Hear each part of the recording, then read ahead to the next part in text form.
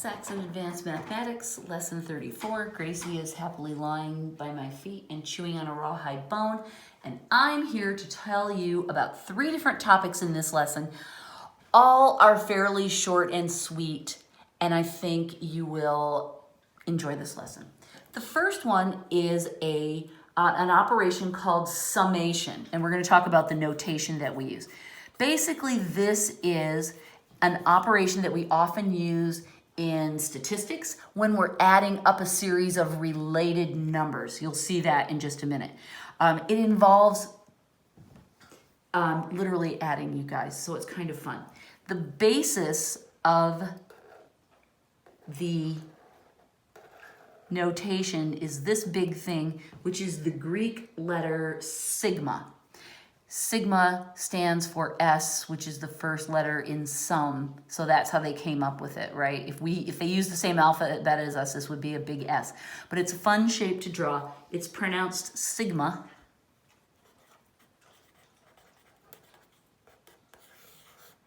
And there are littler numbers clustered around it. The first one,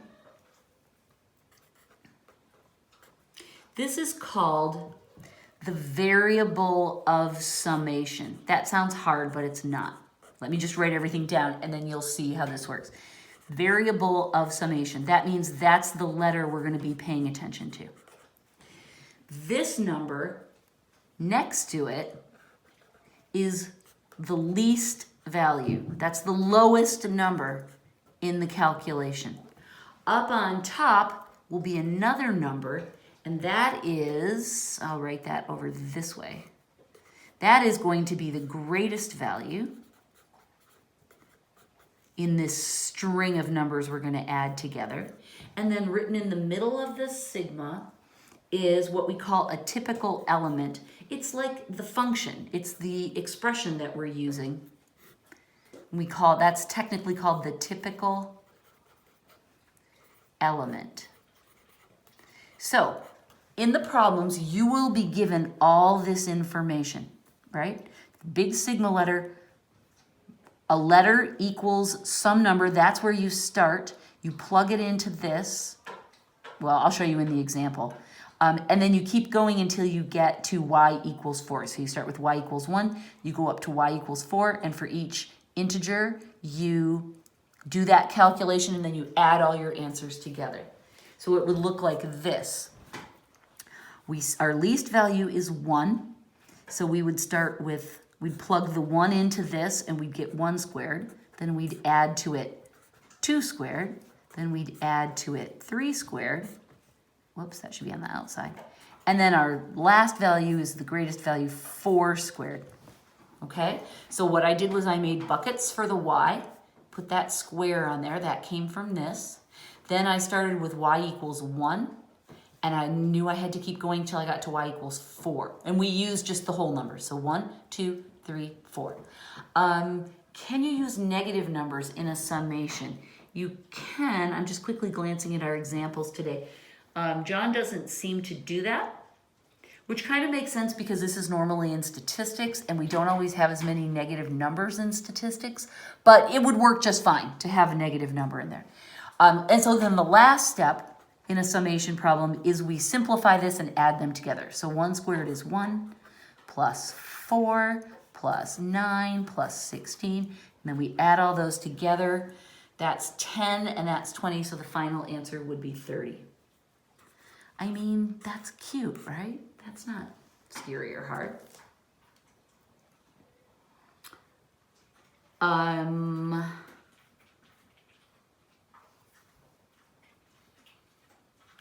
If there are 2 letters in here, like let me just show you the example John showed. Sometimes that will happen, but not very often.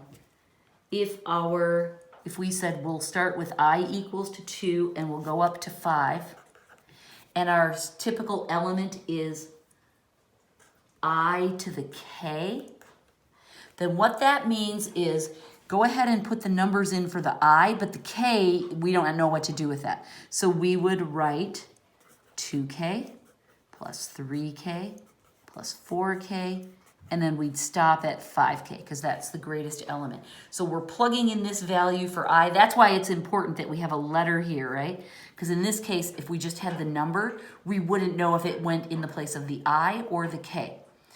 And this number always relates to the same variable. So then we'd add all these up. That's 5, there's 10, it's 14K would be our final answer there. So sometimes the letters can get a little crazy, and sometimes this typical element can get a little complicated, but for the most part, you guys, these are pretty straightforward. Let's try an example. Example 34.1. You know, my green pen is already starting to die, and I'm sad. I haven't had it that long. You guys just, we have to work so hard on these lessons.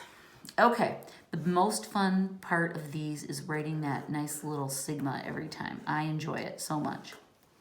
All right, here's this one, and it says evaluate. That's our instruction. So we have I equals 1.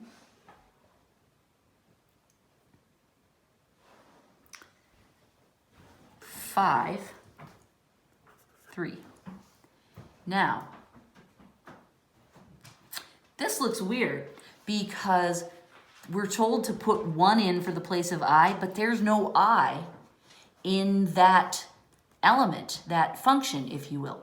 So what we're going to do is we're going to add it in a very weird way. Look what we're going to do. We're going to add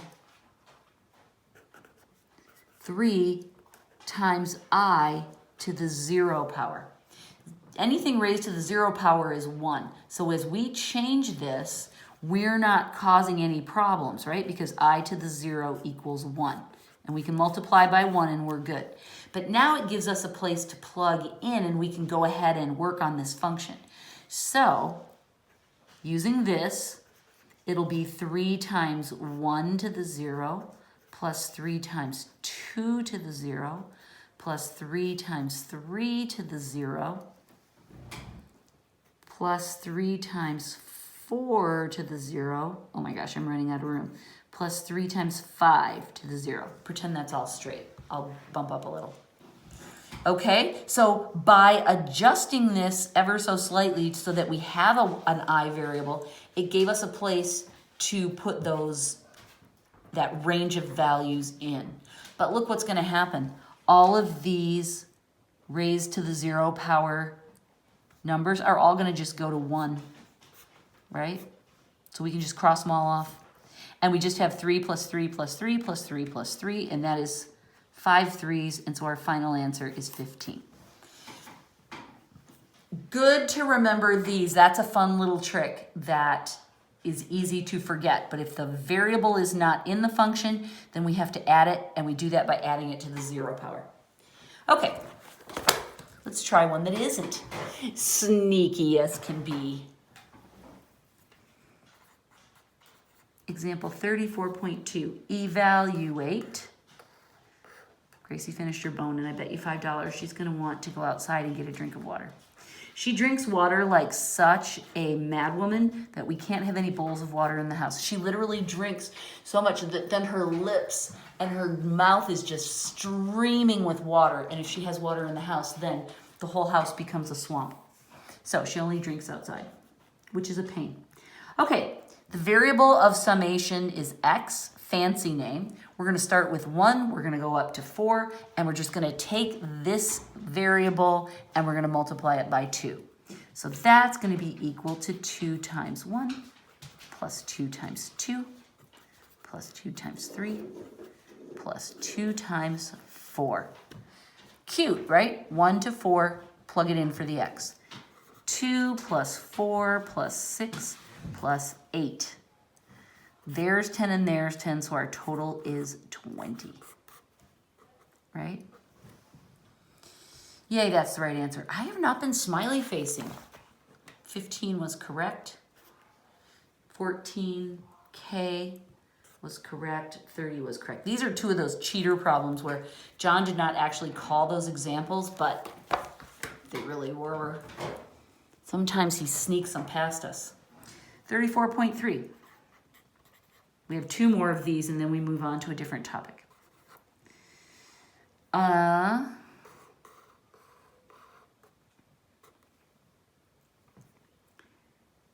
J equals 0. I usually start at the bottom and then I go to the top and then I write this down because that helps me figure out what to do. I'm going to start with 0. I'm going to keep going until I get to 3. We include 3 in the answer. We include these two, right? I started with 1 and I ended at 4. Here I'll start with 0 and end at 3. And our typical element is kind of crazy this time. It's 2 to the j power over j plus 1.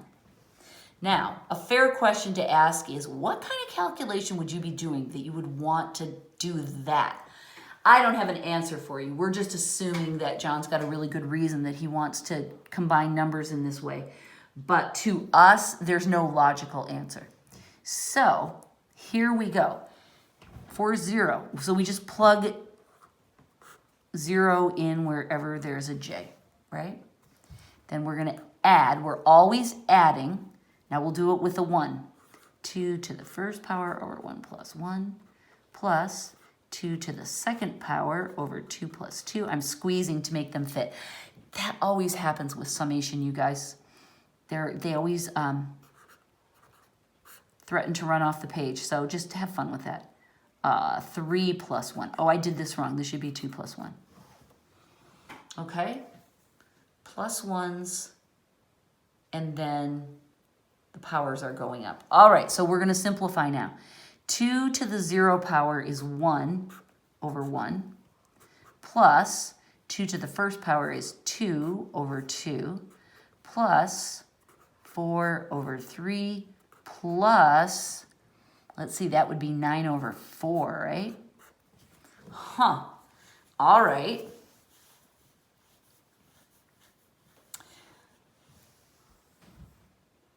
No, this is wrong. 2 to the third power is 8. Okay. Now, we could get involved with trying to make all these denominators match, but what I notice is that this one, and this one are going to simplify to whole numbers.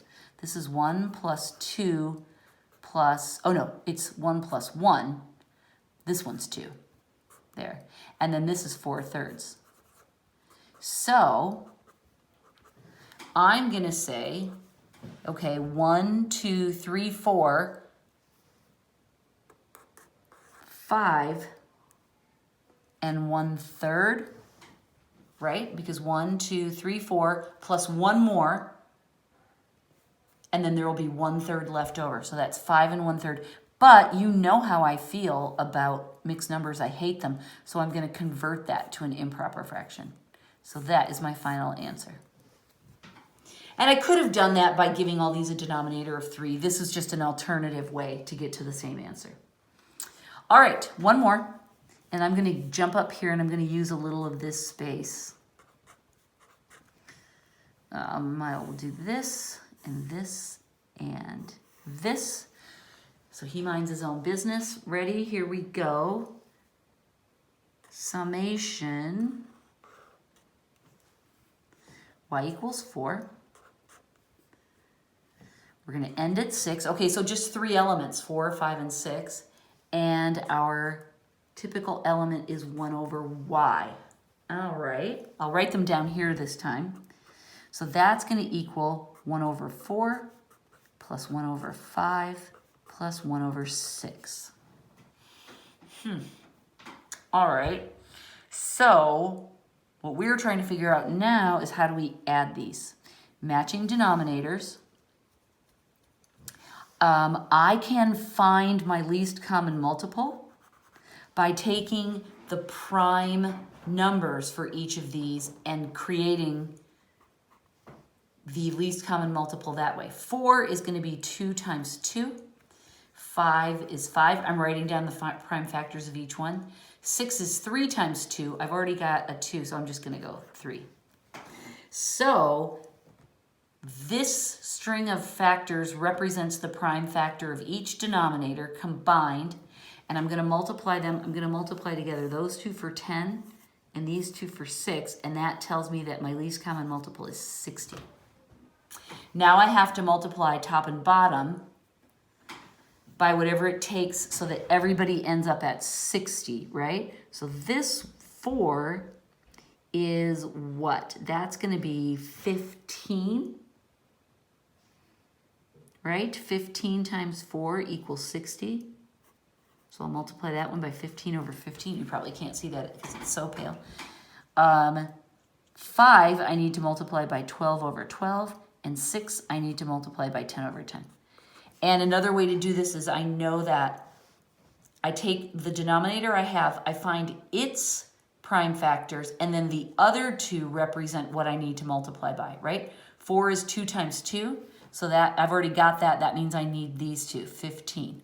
5, that means I need 12 because that's 2 times 2 is 4 times 3 is 12. 6, I've got those 2 that I've covered up, and so that means I need to multiply it by 10. That's an easy way to simplify in a situation like this. Now all my denominators are 60, so I'm going to write 15 plus 12 plus 10 over 60 equals, let's see, that would be 37 over 60. 37's prime, so that's not going to reduce. Correct. 16 over 3 was correct also. Okay? That is called summation notation. It's a way to add a string of numbers that are related, and it's used in statistics. There we go. Now you know.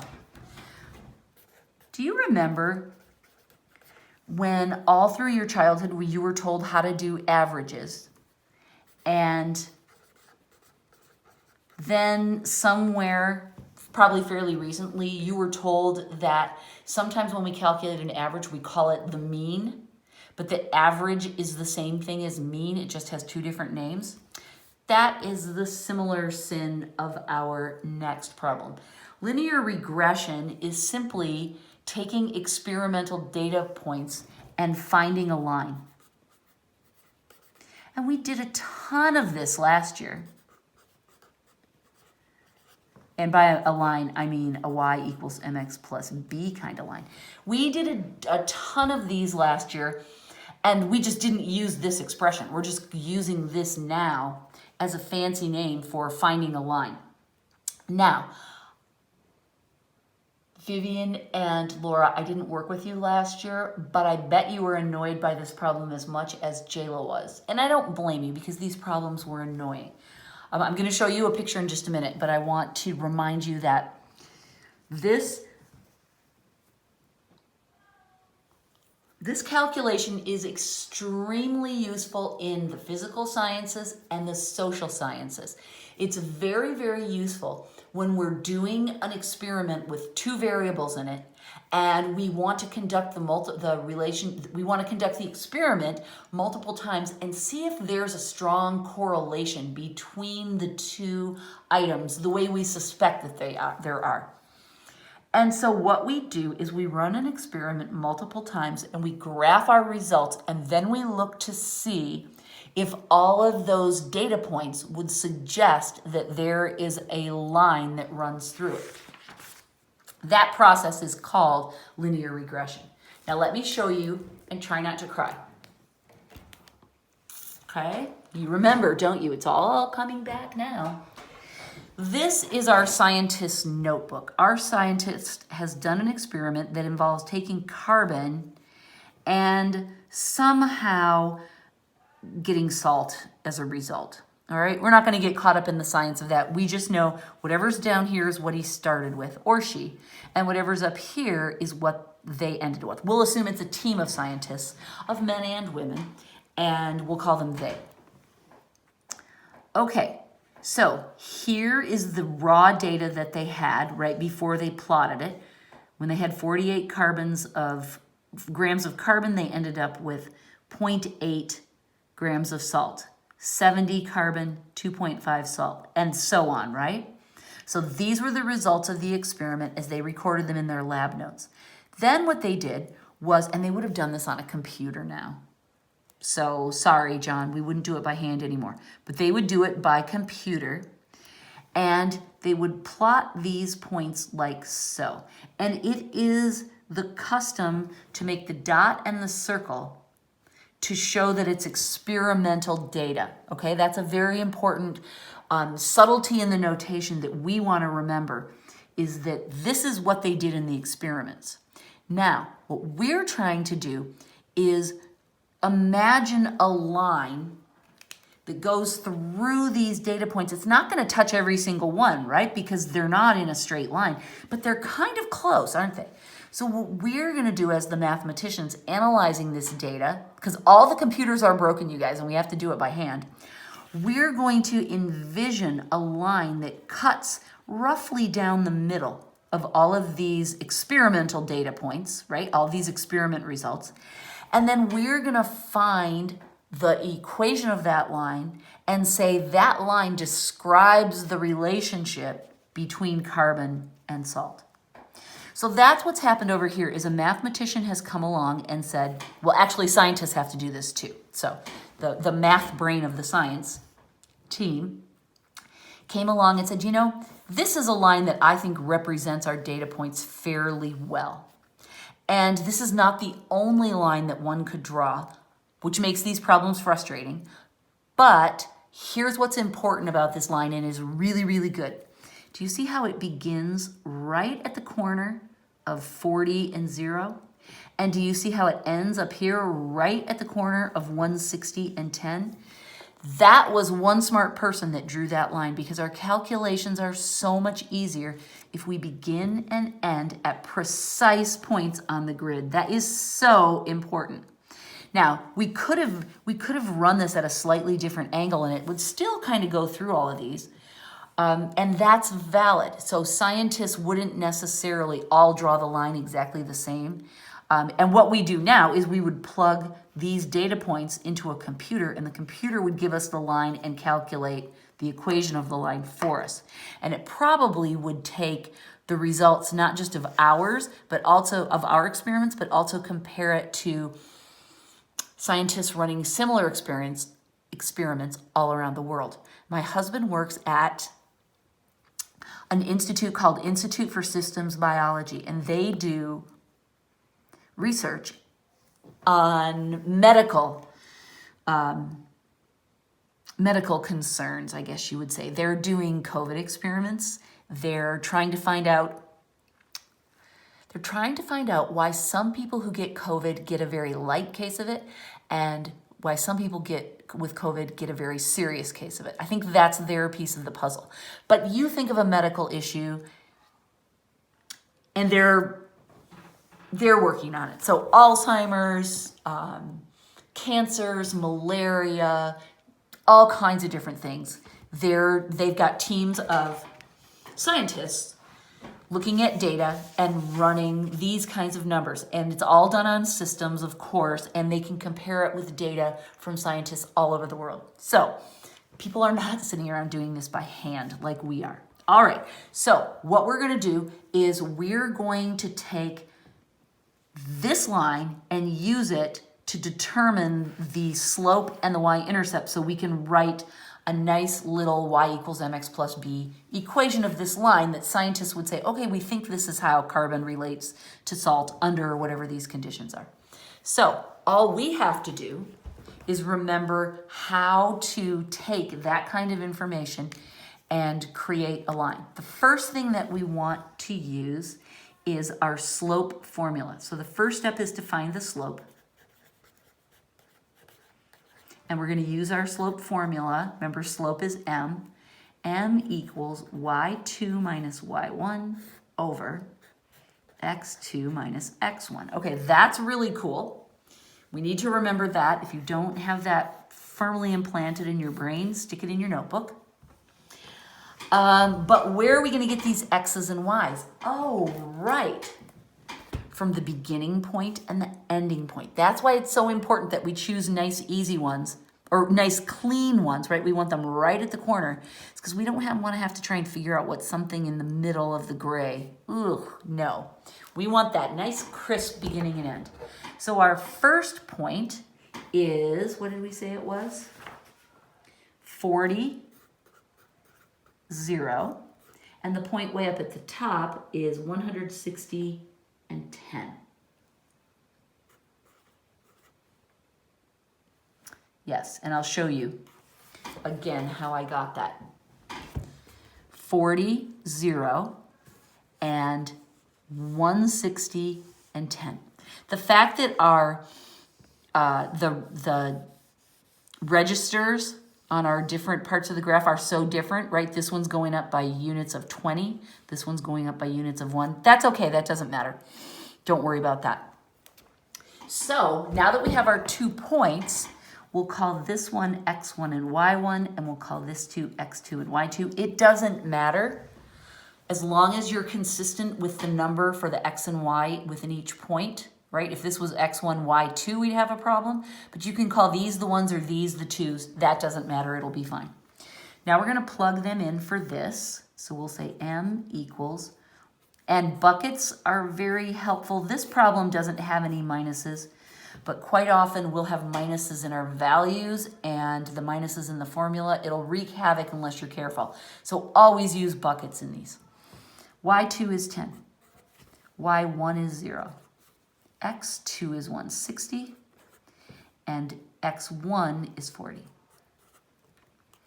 10 minus 0 is 10. 160 minus 40 is 120. That is equal to, whoops.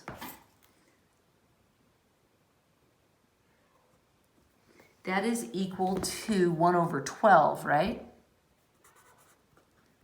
But here's a weird thing. As a mathematician, I like that. I think that looks really good. I'm super happy with it. But this is a science application, and scientists like decimals better than they like fractions.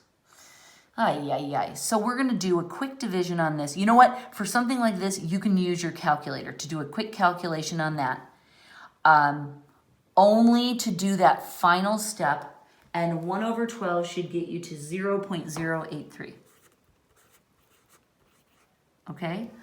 Only for this last step may you use your calculator. Because there's so much else going on. That's why I'm saying that. There's so many other steps to this that I don't want you to go off the reservation just because you're doing that long division.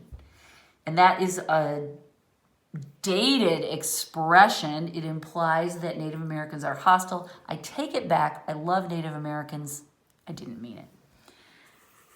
Okay, so that's our slope. Now, how the heck do we find the y-intercept? That's our second step, right? Well, we remember that if we take y equals mx plus b, we've got our m, it's right there, and look, we've got 2 pairs of y and x. We could use these values or those values, whichever we wanted, and that'll give us 3 out of the 4, and then we can solve. So I'm going to use this for my m, and I'm going to use this. 0 equals 0.083 times 40 plus b. Okay? And that means I need to multiply this. You know what? I take it back. I want you to go ahead and do this by hand. We don't need calculators. That's just a bad habit. 0.083 times 40. The trick is to leave the 0 off because we don't even need to multiply. We just bring it down. 4 times 3 is 12. 32, 33. We're out of numbers. We've got 3 digits behind. So 1, 2, 3. So this is 3.32. And then we need to subtract that to isolate the b. This is 0, so that means minus 3.32. This all cancels, equals b. He came down. All right, now we're ready to take our 2 pieces of info and plug them into our basic thing. We're going to write y equals 0.083, that's our m, x, minus, I started to write plus, but I changed it to minus, 3.32, that's our b. All right, mathematically, we're happy with this, but we're going to make one more formatting change to make the scientists happy. We're going to change our letter here to reflect whatever's on the x-axis. We're going to call that a C because it's carbon. And we'll put an S for salt up here on the y-axis. All right, so we're just going to swap those two letters out so it looks more sciencey. So we're going to say salt equals 0.083 times the carbon minus 3.32. And that is the answer. I'm going to sneeze. Woo, excuse me. That's the correct answer. So I'm pretty sure we did these last year. We did not call it linear regression, but this whole process is linear regression, just like we did last year. It's fine, it's fun. All right, enough about that. Third topic, we're almost done. This one seems scary at first, but then students get into it and it's kind of fun and easy. This is called decomposing functions. Now, I immediately think of leaves in the forest breaking down. You know how they get that? I love it. It's that earthy smell of the forest. I always think about that because it's decomposing leaves. No, we're decomposing functions. Okay, we have combined functions, right? We've taken an f of x and a g of x, for example, and we've put them together. We can add them, or we can subtract them, or we can multiply or divide, or we can even do that eating thing. We're going to focus mostly on the eating ones right now. But this is going in the opposite order. We're going to get the combined function, and we're going to figure out how to take it apart. So there's two examples, and then we're done. 34.6.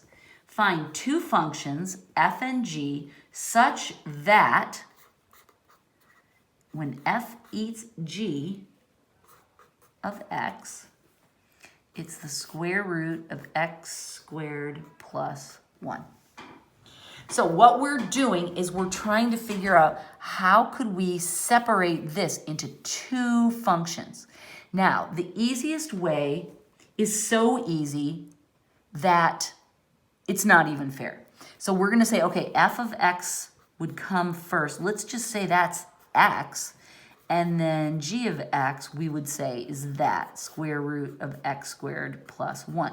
So then when we eat it, it would just all go into that, right? The f eats g, the f combines g of x. We would just put that into that, and then we would get it. This is so easy and almost unfair to just start with that this is called a trivial decomposition because it's just too easy. It's kind of like multiplying by 1, right? What we want to do is we want to come up with two functions that are a little more interesting instead of having one so basic. So there are several ways that you can do it. I'll show you a couple, but I'll show you the most I think the most obvious first is what if we said the f of x is the square root part, and then the g of x is that part, the x squared plus 1. Now, when we combine them,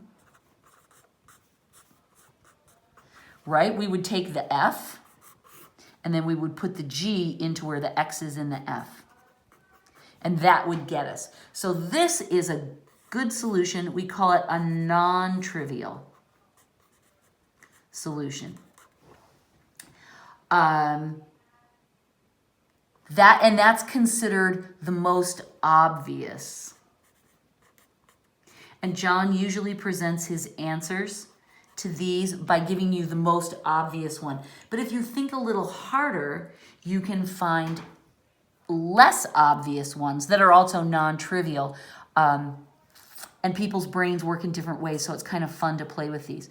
We could say the f of x is the square root of x plus 1. And then we could say the g of x is x squared. See what's going to happen when f eats g? This is going to go into where the x is, and then that would get us, we would start with the f function, right? And then where the x is, we would put in the g function. So that is considered a not so obvious law. I love that. Not so obvious, but it's also non-trivial, right? Because it doesn't have, basically trivial is when you let the first function just equal x, and then the second one does all the heavy lifting. Or vice versa, you could do it the other way. But when you spread apart the interesting parts of the function, that is what we're looking for, all right? So in this one, this is considered the answer that John is looking for. All right, and we're going to try one more, and then we're done with this lesson. Find f. Okay, this is a slight variation on this kind of problem. Find f where the g of x equals x squared plus 1, and the f eats g, f combines with g, of x equals 1 over x squared plus 1. So this time, instead of having to come up with f and g, we're given the combined function, and we're given one of the other functions. So we can see that this is the g function, and we see it right down here. There it is. So where we see the g function must have been the x of the original function. Too many words. This is the answer, because look what happens. If this is what we start with, and then we have this one, we take this and we put it in where there's an x in the f function, and we would get this one, wouldn't we? So we're kind of working in a reverse order. I hope you see what I'm talking about. It's very hard to explain with words, but I think it's easy to see when we move things around. But in this one, we're getting one of the pieces and the total, and we have to figure out the other piece, all right? And we know that this, because this is g, and we know that f ate g, that means that f has to be set up so that that can be plugged in. Talking too much. I hope you understand. We'll talk about it in the video chats. Lesson 34 is done. Yay, thank you, bye.